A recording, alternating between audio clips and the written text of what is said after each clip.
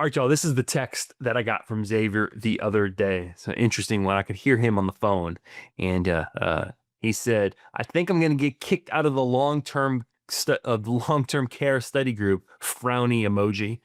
They don't like my questions, and then you go on to question the group Right. as to whether they're doing what's in the best interest of the client. Hey, y'all, I'm Erik Garcia, co-host of the Stuff About Money podcast, joined with Xavier Angel. Xavier, my gosh, did you get kicked out of the group? What happened? Are you out there making friends or enemies, man? Man, I'm still in there. I haven't gotten kicked off yet. I have not heard from anyone. I hate to say that I'm making enemies, right? I think I'm beginning to question more the techniques and solutions that people come up for with quote unquote, and I'm giving air quotes here, right? Hmm. Problems that are out there. We problems like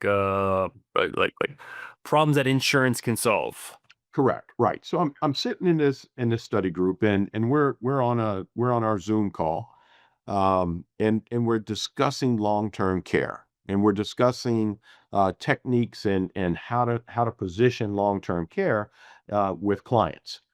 And so we're Before you finish your story, I want to say this just in case. I know we have a lot of younger listeners, and you're thinking like long-term care, that's not something you need to worry about.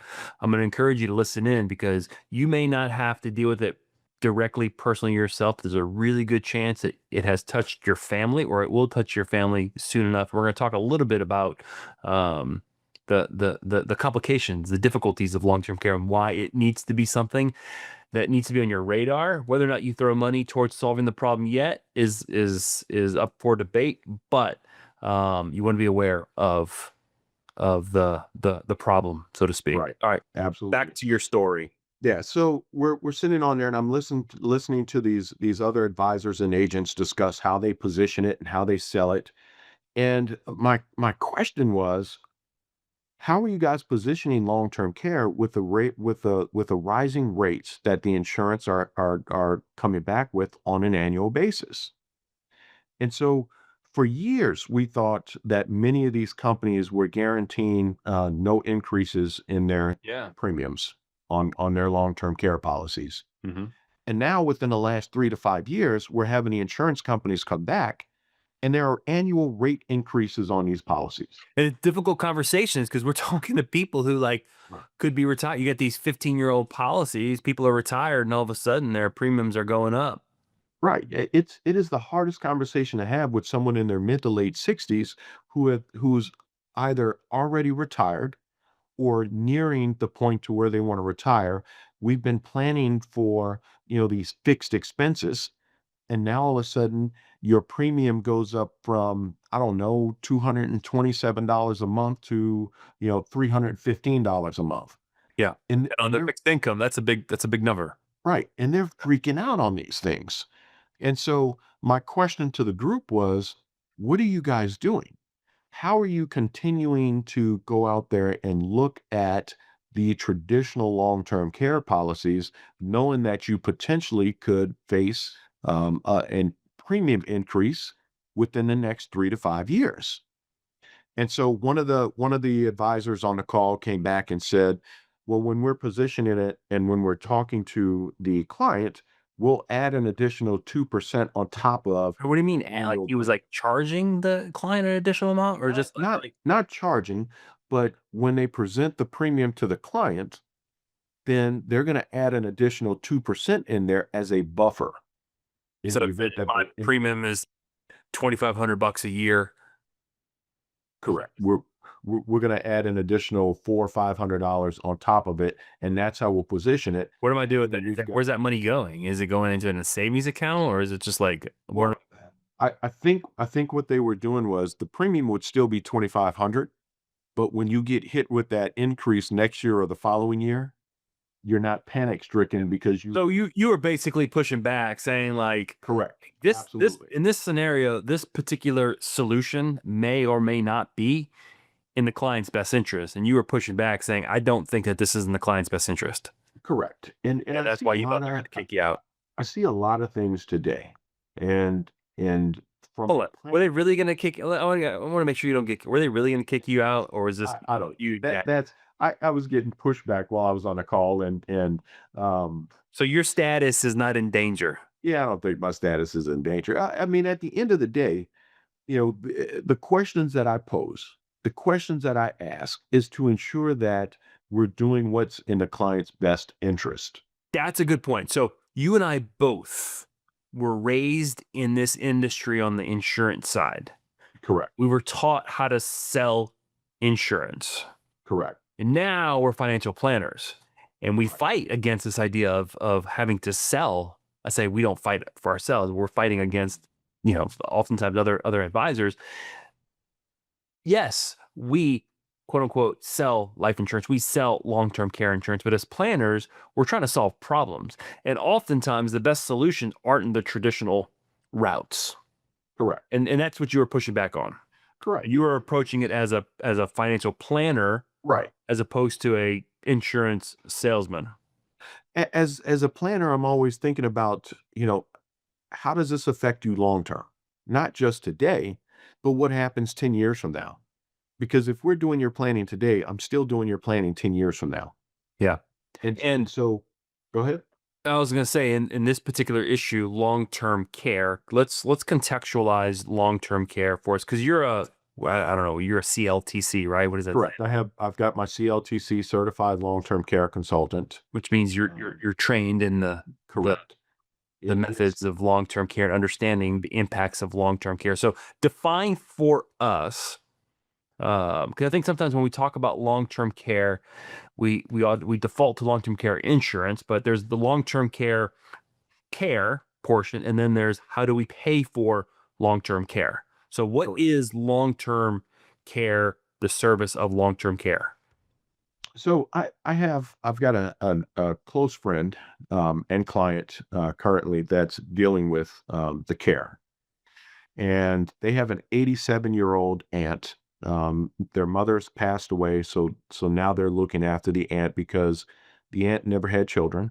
Okay. Her husband passed away 15 years ago, and so now the family, the nieces and the nephews, are really all that she has left, right? And so they're taking care of her. And there was a time where she was able to stay in her own home, but they were having to go to the house every single day to check on her. There were times where she wouldn't answer her phone, they would panic, they'd have to run over there. And then early onset dementia kicked in. Mm. And so this is where they just couldn't. It was time consuming. It was exhausting. From a financial standpoint, it started getting expensive. And so what they did was they went out and they found a facility to where she could stay, and they would take care of her and all this other stuff. Mm-hmm. I mean, this is probably a story that's familiar to a lot of our listeners, right? Right. Okay. Right. At some point, we're all taking care of parents or grandparents or what have you. And so they've got her now in this facility, and um, they're still going to see her, but they're more at ease because there's someone else going in there and bathing her and dressing her, making sure she's eating, making sure she's taking care of her medications, transferring her when she has to go to the doctors.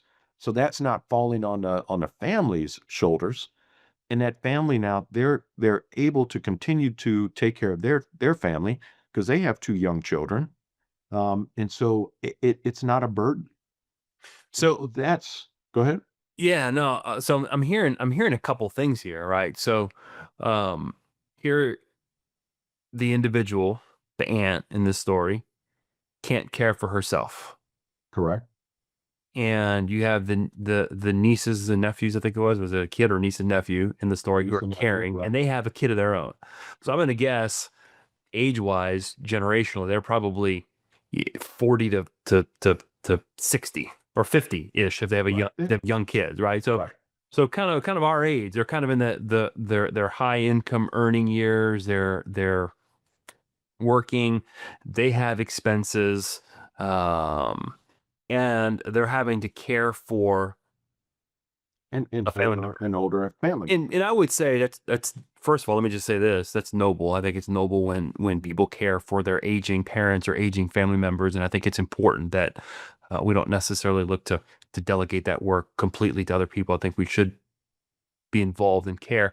But um, it sounds like there's, as I'm thinking about it, there's a couple costs here. One is I have to imagine moving into the facility was a dollar and cents actual cost that Correct. was more expensive than maybe possibly her living at home. And then the emotional cost of the family having to provide the care and the mounting Mhm. frustration and everything that comes along. I remember when my grandma was 94 and she passed away, and she lived at home as long as I can remember. She lived with us after my grandfather passed away, and my mom provided the majority of her care, particularly at the end of life. And it was, I watched my mom deal with it, and it was emotionally and mentally exhausting. Right. Uh, It's draining from a financial standpoint. You have to, you have to look at, well, how are we going to pay for this?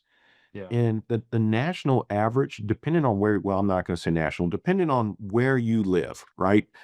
Care can cost anywhere from 75 to $80,000 a year. How do we pay for this? All right. And if we Yeah. stay at home and we have someone come into our house, how do we cover that? You know, we could be looking at anywhere from, again, 75, $76,000 a year to have And someone come into the house to take care of you. and that cost, my understanding is that cost is rising faster than the pace of inflation. Yeah. Some of the numbers that I've seen is anywhere from 3 to 4% annually that it's increasing. Um, the other part is when you're going out there, what type of facility are we utilizing? All right. So there's all kind of different things that are going through. And if you don't have the assets to pay for it, or let's say you have assets to pay for it, at that rate, you're going to spend down those assets pretty quickly. What's the when we're talking about the cost of care, Mhm. what is the average, I guess, or the typical length of time that someone needs care for? I've seen the numbers that I've seen right now is average is 4 years, Or 4 years of care. okay. Um, I think we're living longer, so we will probably wind up seeing that care last longer. Mhm. This particular individual, she's been in a facility now for 3.5, going on 4 years.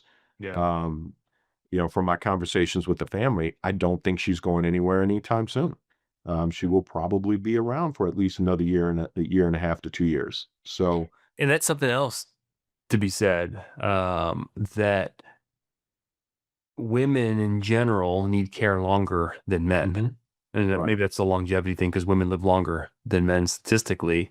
But from a planning standpoint, um, most, you know, not the majority, I don't know what I would say more women are going to die widows than men die widows. And we see that in, with the individuals that we work with in our, you know, that's probably what we're seeing a majority of. The women are outliving the men. Yeah. And you think about you think about from an income standpoint is you got two individuals.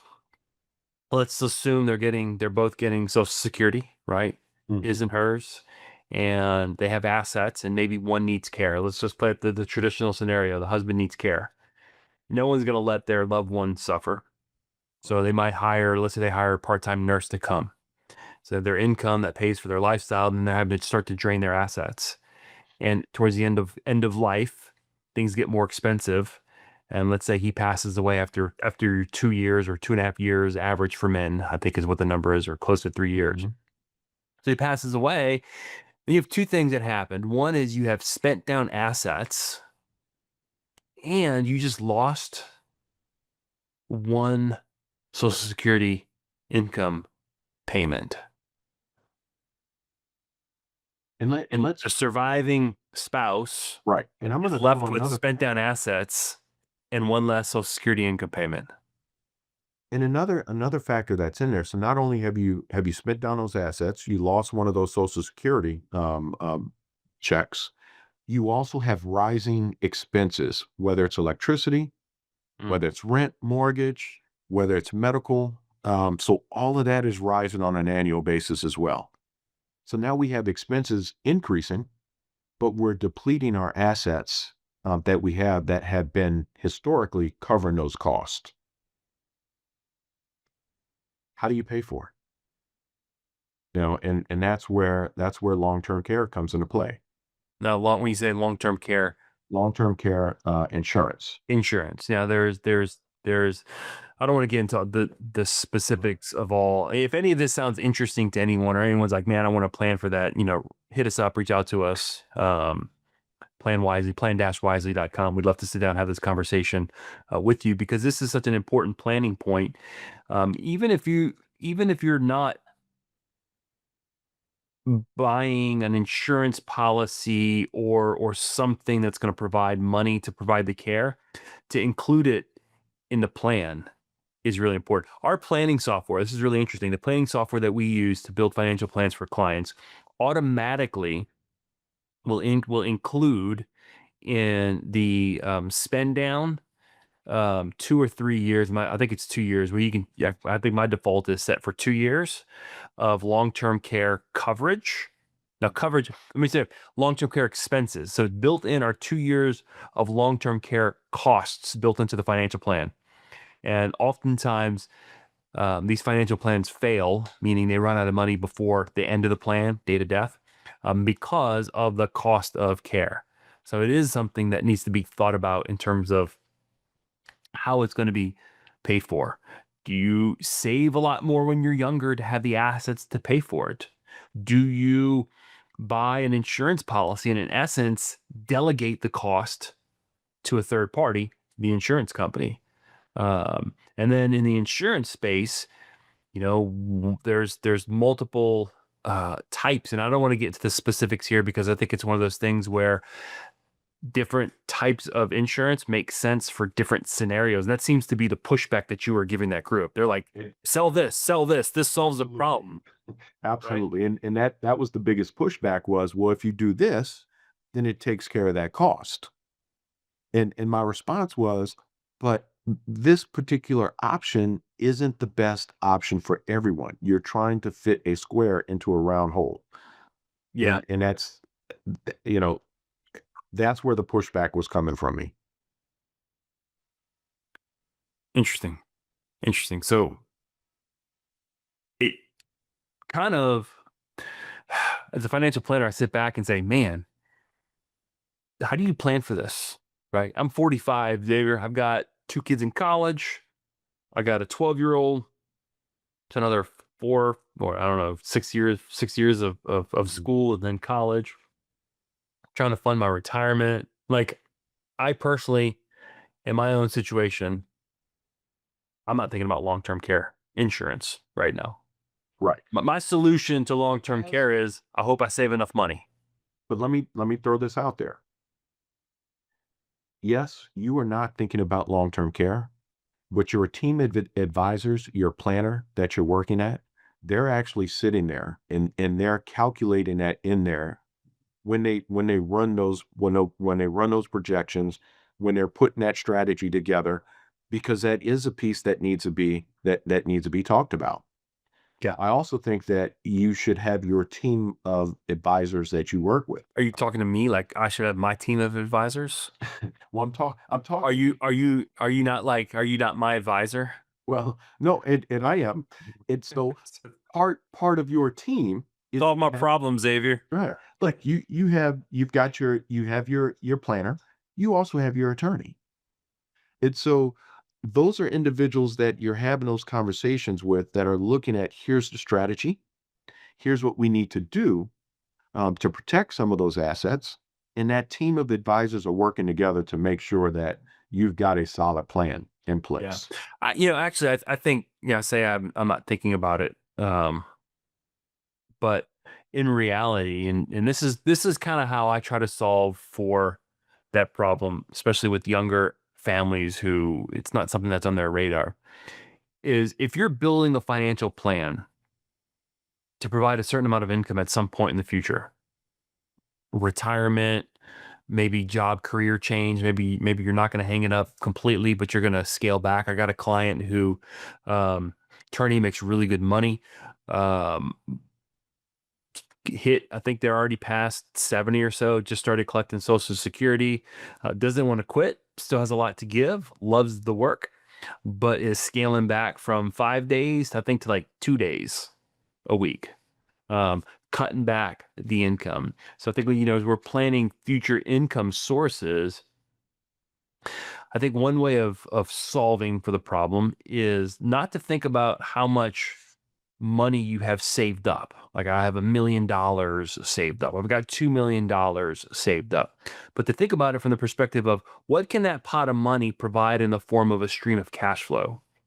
Because if the average cost is 75,000 a year, and let's say you're in an area where it's 120,000 a year, then the solve becomes, I have $120,000 potential expense at some point in the future that I've got to solve for. So if I plan and build in my financial plan a solution that provides the income, then in essence, you self-insure. You have that stream of income to cover the expense.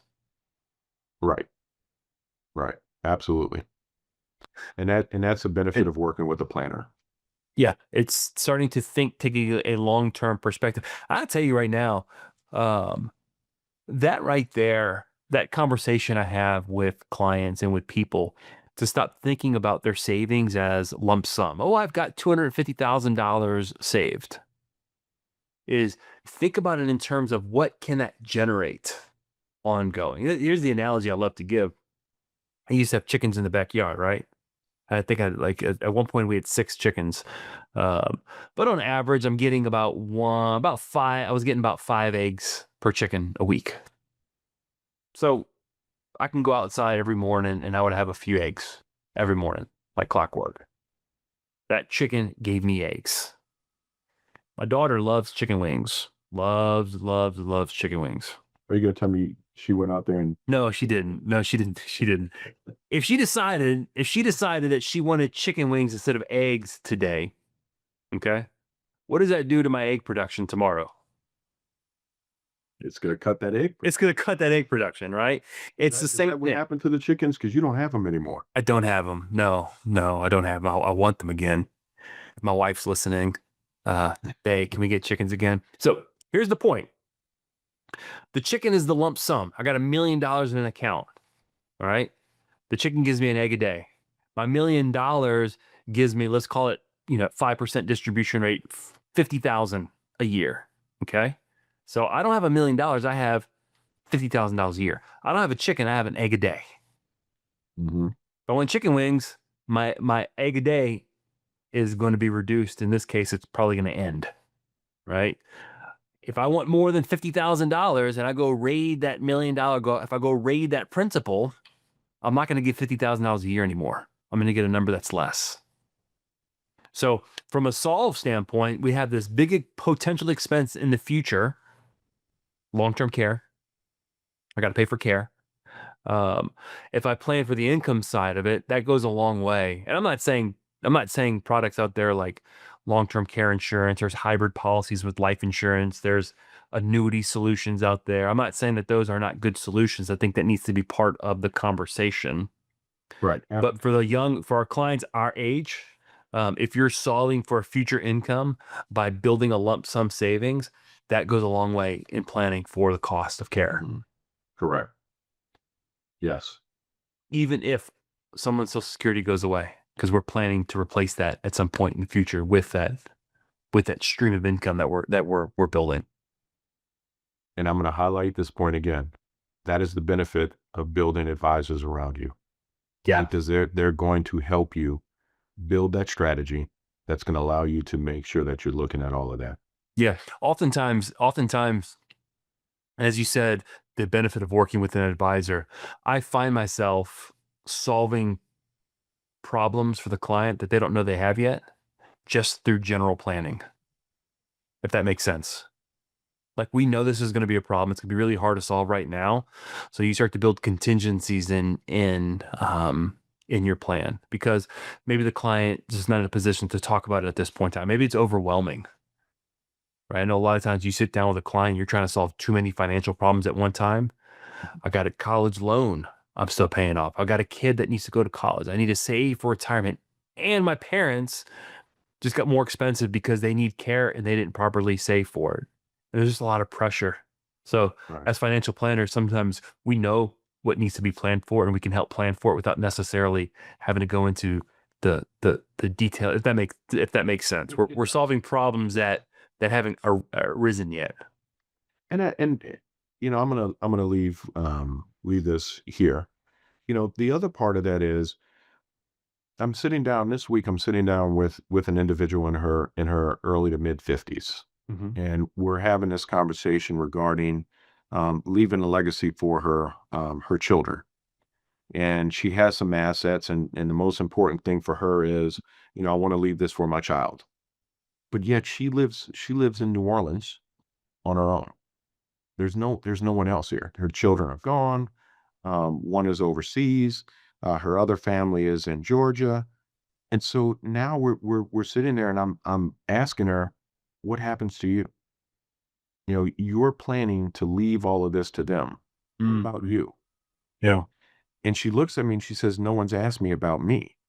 I was like, so let's take a step back before we plan for them, and let's look at what happens to you in 15, 20 years from now. Do you stay here? Do you stay in your home? Do you go into a retirement home? Who pays for that care? Yeah. What's going to happen with those assets or the properties that you have? It's And interesting. so, It's interesting. Let me capture something you said here. I've had clients tell me this. I don't want to be a burden to my kids. hmm And in your story, there was almost like this. I want to leave a legacy for my kids. I want to do them a solid, right? I want to do something good for right, them. But if you don't plan for the long-term care situation, all the good you're planning on doing, maybe erased because you haven't solved for this. And on that point, if you have aging parents, and you're listening to this, I encourage you, have a conversation with them. Sit down, start planning for this stuff. Start thinking about it, in looking at it from a systems standpoint. This is a family. You're a system. You're part of an ecosystem, right? Even if you live in opposite parts of the country, if something happens to a family member, there's going to be a cost, emotional, mental, possibly dollar cost associated with it. If you live in town, same thing. So having these conversations to start thinking through, even though they're sometimes hard, even though they're uncomfortable, I think it goes a long way in maintaining connection with with family. so Eric, what's your one thought you want to leave us with today? Oh, I am glad you didn't get kicked out of your group, Xavier. I'm glad I am as well. I have my next meeting next month, so we'll see how that goes. Yeah, I would say this. Here's my one thought, and we've said this multiple times. The point that you made and the point that I made is,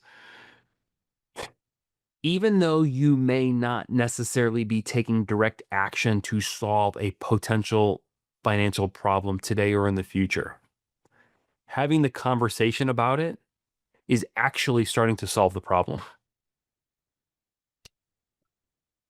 I love it. How's that? I love it. All right. That was gonna be mine. I was gonna put that one out there as well. Oh, you're You making just that up. you You're just making that nailed up. on it. Yeah. Did I really steal that from you? Dude, you starting to think like me now. Oh, Lord. Yo, hey, we appreciate you taking time. If you made it to this point in the podcast, for listening. Um, we are financial planners. We love helping people solve financial problems, and we love helping people make financial decisions that are in alignment with what is most important to them. We'd love to sit down with you if you have any follow-up questions. Share this with someone who you think could benefit from it. Go out there, plan wisely so you can live confidently.